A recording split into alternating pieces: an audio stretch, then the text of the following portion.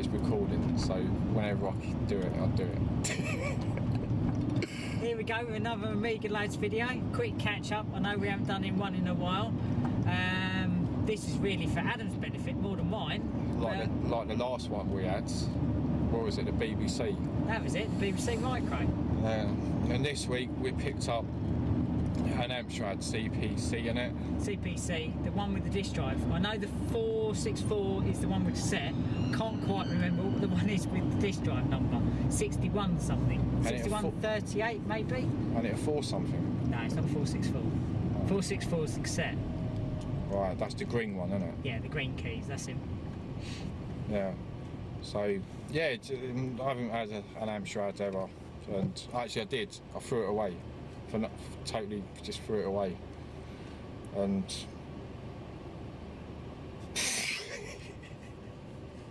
see what I mean? It's not funny throwing an Amstrad away, you know. It is funny. At the time, there was no games. There was nothing there for it. So. Oh, so it wasn't last week you threw it away? No, I was about 15, 16. I don't know how old I was. That's got to be about 40 years ago then. About 4 years. It's about 20 years ago. Anyway, yeah, so I always said I wanted to try one, so I wanted one with a tape deck, but Steve initially said that to get one with a disk drive. So we'll see what happens with this one. If it works. It's got a printer, it's got the monitor. Colour monitor, they say. We haven't seen it on, obviously, but... And what else has it got? The actual keyboard itself. Yeah, the keyboard with the disk drive. And yeah, it should be interesting because apparently what Steve was saying is that the discs for the Spectrum works, but you can read the software, but you can't actually play. So you can read Spectrum games on it or something.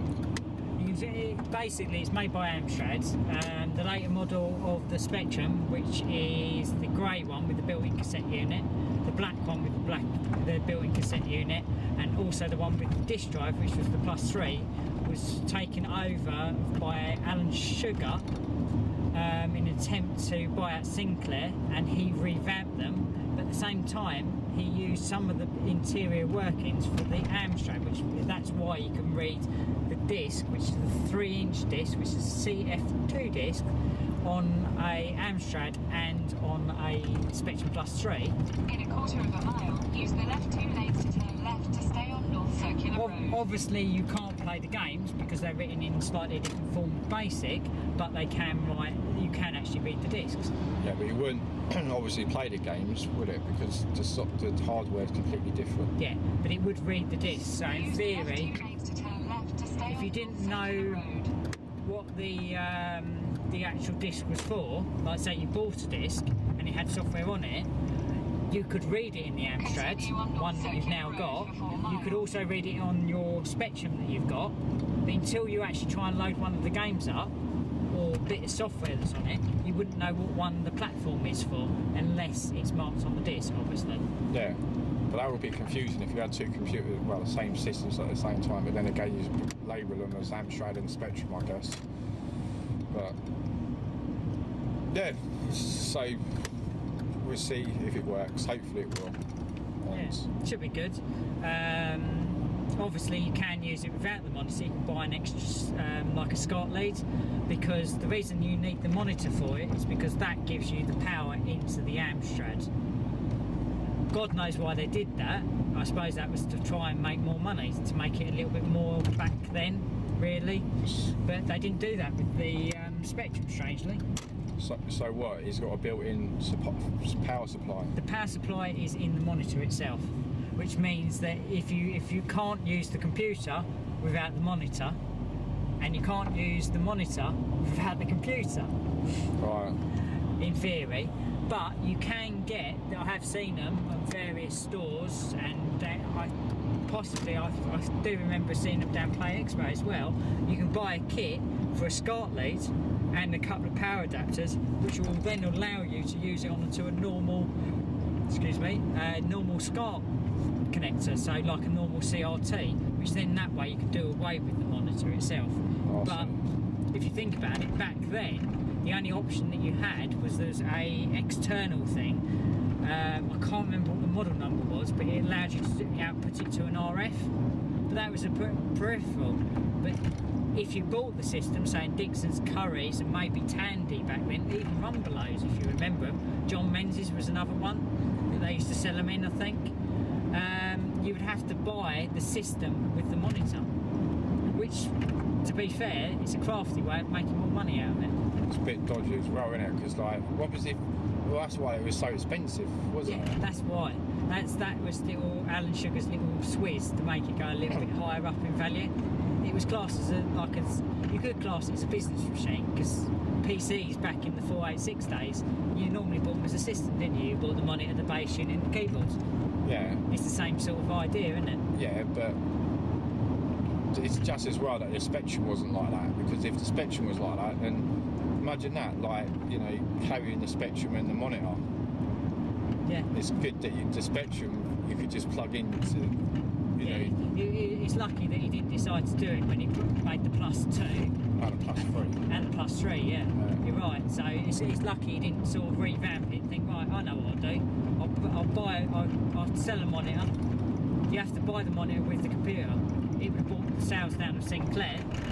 Obviously, a lot of people, there's a lot of hearsay, like people like, they call the Amstrad versions of it aren't proper Spectrums.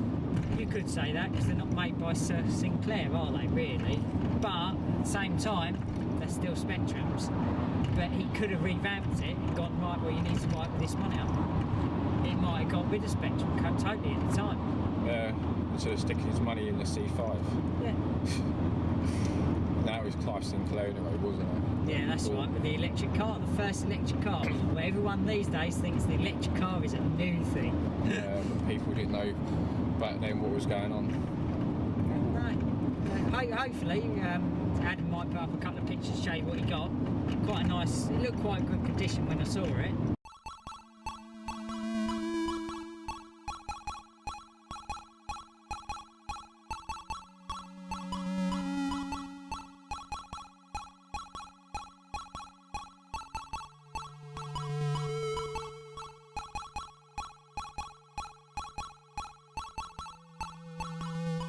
Yeah, I haven't seen it yet. It's just there. Actually, if we just show you the monitor, if you can see it, I don't know. But the monitor's there, the keyboard's in the back. In a bag and the printer. I Yeah. don't know how you connect the printer. Obviously, there must be some sort of lead for it somewhere, I would have thought, but it didn't come with it. I didn't see it. So, I mean, look, to be fair, and the person said he found it down in his cellar, so it's a good chance that it still possibly works. Obviously, it probably need a new belt.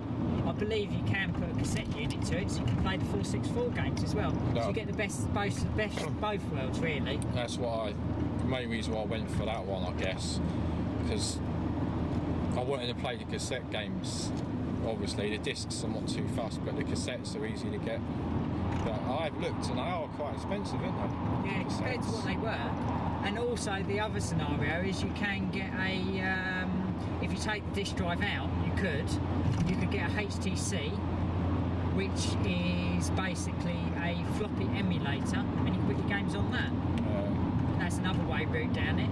You can also swap out the 3-inch drive and put in a 3.5-inch drive.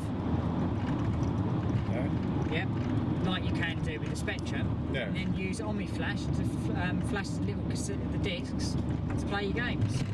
So you've got quite a few options of what you can do and what you can't do. There's more things you can do with it than what you can't. Yeah. So it's a lot better than the actual cassette version. Obviously, the cassette. I'm not saying the cassette version is rubbish. But at the same time, it's got a lot more options, because with the cassette version, you'd have to buy an interface to actually control the disk drive, where on this one, from what I believe, all you do is you plug a couple of leads in and you've got it. It's a joystick ports on it. Yes, there is joystick ports, and then they are wired like the same as the Amstrad. The Spectrum, sorry. So they require special adapters. That's good. Right, I can't think of anything. No, well, we're just going back home, and then Adam will take it up to his In retro 1,000 room, feet, use the left 2 lanes to turn slightly left. his retro to stay room, on and see North whether it Circular works. Right. Who knows? It might work, it might not. It might be a colour monitor, might be a black and white one. Better be colour. Well, you never know, do you? Better be Until you switch it on. Right. Right, the next video we'll probably be doing is in Manchester. Doing a bit of filming down there for Play Expo October 2016. So Yeah. hope to see you then. Continue All right. on North Circular Road. Thanks for 6 watching. miles. Good night.